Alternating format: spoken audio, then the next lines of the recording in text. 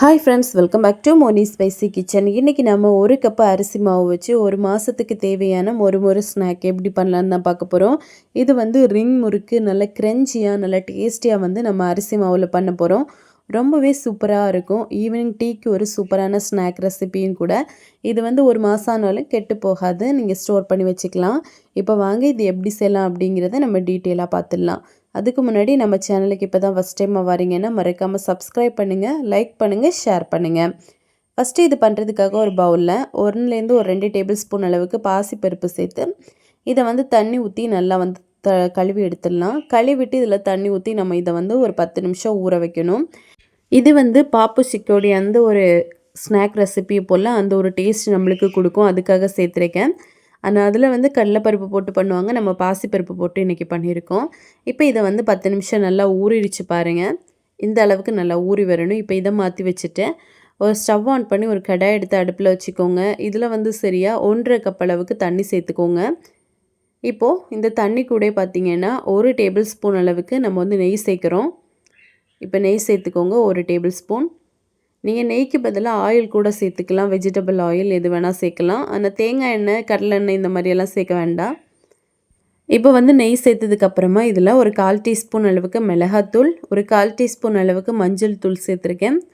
அப்புறமா பெருங்காய பொடி, இது வந்து ஒரு 1/4 டீஸ்பூன் அளவுக்கு சேர்த்துக்கோங்க. 1/2 டேபிள் ஸ்பூன் அளவுக்கு சீரகம் சேர்த்துருக்கேன். தேவையான அளவுக்கு உப்பு ஒரு 1/2 டேபிள் ஸ்பூன். நீங்கள் சீரகத்துக்கு பதிலாக ஓமம், எள் எது வேணால் ஆட் பண்ணிக்கலாம். இப்போ இவ்வளோ சேர்த்து நல்லா மிக்ஸ் பண்ணிவிட்டு இதை நல்லா வந்து கொதிக்கட்டும். இது வந்து இந்த மாதிரி நல்லா கொதித்ததுக்கப்புறமா 1 கப் அளவுக்கு அரிசி மாவை நம்ம இதுக்குள்ளே போட்டுடலாம்.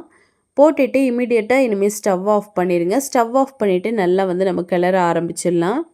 இது வந்து பார்த்திங்கன்னா இந்த தண்ணி கூட கிளறும் போதே நல்லா வந்து கெட்டியாக ஆரம்பிக்கும். நம்ம ஸ்டவ் ஆன் பண்ணி தான் வச்சுருக்கணும் அப்படிங்கிற அவசியம் ஏற்படாது. இந்த மாதிரி நல்லா மிக்ஸ் பண்ண பார்த்திங்கன்னா ஒரு டைமில் நல்ல கெட்டியாகும். அப்போ வந்து இதை நம்ம மூடி போட்டு அப்படியே ஒரு 10 நிமிஷம் நல்லா வந்து ஊற விட்டுறலாம். அந்த டைமில் இன்னும் நல்லா திக்காயிரும் நம்மளுக்கு மாவு. அப்போ தான் உருண்டை பிடிக்கிறதுக்கு ஈஸியாக வரும். இன்கேஸ் உங்களுக்கு உருண்டை பிடிக்கிற ஸ்டேஜ் வரல அப்படின்னா கொஞ்சம் கூட நீங்கள் வர மாவு போட்டுக்கலாம், அரிசி மாவு போட்டு மிக்ஸ் பண்ணி கூட எடுத்துக்கலாம். இப்போ வந்து ஒரு 10 நிமிஷம் கழித்து ஓப்பன் பண்ணும்போது பார்த்திங்கன்னா நம்மளுக்கு சூப்பராக மாவு வந்து நல்லா திக்காயிருச்சு. உங்களுக்கு பார்த்தாலே தெரியும்னு நினைக்கிறேன். இந்த மாதிரி இருக்கணும். நம்ம கையில் உருண்டை பிடிச்சோம் அப்படின்னா அந்த உருண்டை ஷேப்பில் இருக்கணும். ஸோ அந்த அளவுக்கு நல்லா மிக்ஸ் பண்ணி எடுத்துக்கோங்க. இப்போ இதுலேருந்து கொஞ்சமாக ஒரு சின்ன போர்ஷன் மட்டும் நம்ம வந்து எடுத்துக்கலாம். எடுத்துட்டு நம்ம இதை வந்து நல்லா ரோல் பண்ண போகிறோம். கொஞ்சமாக ஒரு சின்ன போர்ஷன் எடுங்க, கொஞ்சம் சூடு ஆறுனதுக்கப்புறமாவே எடுங்க. இந்த மாதிரி எடுத்துகிட்டு நல்ல ஓவல் ஷேப்புக்கு நல்ல நீளமாக நம்ம வந்து உருட்டி எடுத்துகிட்டு இதை கவுண்டர் டாப்பில் போட்டு எந்த அளவுக்கு கை வச்சு இந்த மாதிரி தேய்ச்சி எடுக்க முடியுமோ ரவுண்டாக நல்லா வந்து தேய்ச்சி எடுக்கணும். உங்களுக்கு முறுக்கு வந்து எந்த ஒரு அளவுக்கு தேவையோ அந்த அளவு வரைக்கும் நீங்கள் நல்லா வந்து இந்த மாதிரி தேய்ச்சி எடுத்துக்கலாம்.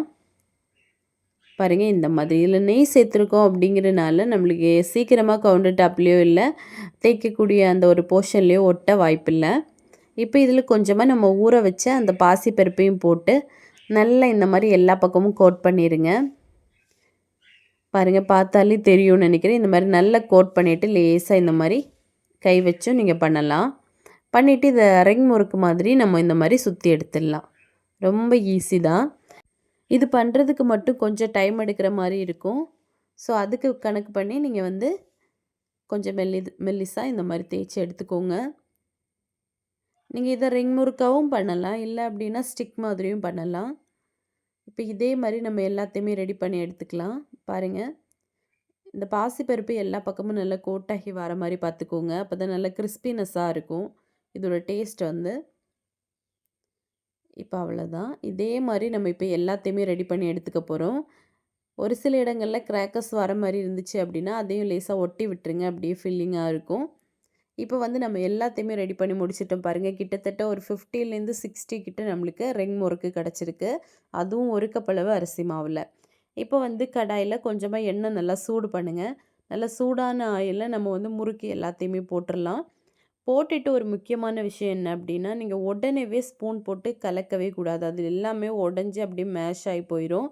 இதை வந்து நீங்கள் நல்லா மீடியம் ஃப்ளேமில் வச்சு வேக விடணும். அது ரொம்ப முக்கியம்.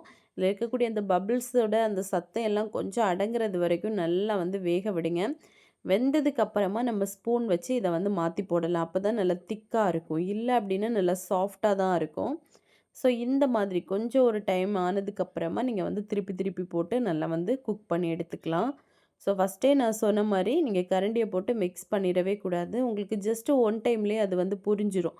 நம்ம எந்த டைமில் திருப்பி போடணும் அப்படிங்கிறது உங்களுக்கு வேக வைக்கும்போதே தெரிய ஆரம்பிக்கும். இப்போ வந்து பார்த்தீங்க அப்படின்னா ஓரளவுக்கு கொஞ்சம் நல்லா குக் ஆகிட்டுருக்கு. நல்ல ஒரு கோல்டன் கலரில் வந்ததும் நம்ம வெளியே எடுத்துடலாம். அது மட்டும் இல்லாமல் எண்ணெயோட அந்த சலசலப்பும் நிற்கணும். அந்த டைமில் நீங்கள் வெளியே எடுத்துக்கலாம். இப்போ பார்த்தீங்க அப்படின்னா ஓரளவுக்கு நல்லா வெந்துருச்சு. எண்ணெயோட அந்த பபிள்ஸும் பார்த்தீங்கன்னா ரொம்ப கம்மியாக தான் வருது. இந்த டைமில் நம்ம வந்து வெளியே எடுத்துட்டோம் அப்படின்னா உள்ளேயும் நல்ல கிறிஸ்பினஸ்ஸாக வெளியும் நல்ல கிறிஸ்பினஸ்ஸாக வெந்து கிடைக்கும். இப்போ இதே மாதிரி எல்லாத்தையுமே நம்ம ஃப்ரை பண்ணி எடுத்துக்கலாம். இப்போ வந்து எல்லாத்தையுமே ஃப்ரை பண்ணிட்டு பாருங்க. ரொம்பவே டேஸ்டியான கிரன்ச்சியான ரிங் முறுக்கு வந்து ரெடி ஆயிருச்சு. இது ஜஸ்ட் அரிசி மாவு மட்டும் இருந்துச்சுன்னா நம்ம சூப்பராக பண்ணிடலாம். ஸோ கண்டிப்பாக செஞ்சு பார்த்துட்டு எப்படி வந்துச்சுன்னு மறக்காமல் கமெண்ட் பண்ணுங்கள். இதே மாதிரி இன்னும் நிறைய ஸ்நாக் ரெசிபீஸ், ஸ்வீட் ரெசிபீஸ், அப்புறமா ஹெல்த்தியான பிரேக்ஃபாஸ்ட் ரெசிபீஸ் வேணும் அப்படின்னு நினச்சிங்க அப்படின்னா மோனி ஸ்பைசி கிச்சன் சேனலை சப்ஸ்கிரைப் பண்ணிக்கோங்க. லைக் பண்ணுங்கள், ஷேர் பண்ணுங்கள். நெக்ஸ்ட் இன்னொரு வீடியோவில் உங்களை சந்திக்கும் வரை டேக் கேர், பாய்.